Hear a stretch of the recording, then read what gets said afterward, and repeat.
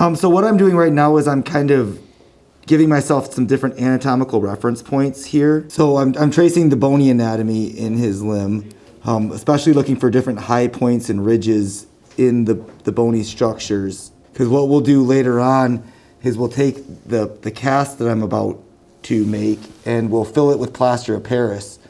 And all of these markings will transfer over to the new mold. So it'll give me an indication of where all the bony structures are, even though I won't be able, even though it's not soft and I can't feel it. I'll be able to know where all the different structures are.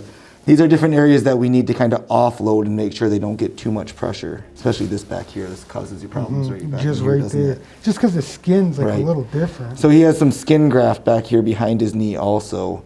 That's been an issue for us. You ever get anything down here? That feels good. Yeah.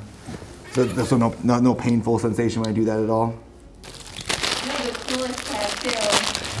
Yeah, it's got a dude in a wheelchair, got his leg cut off, and he got the walker, then the crutches, and his prosthetic. They call it like the amputee evolution.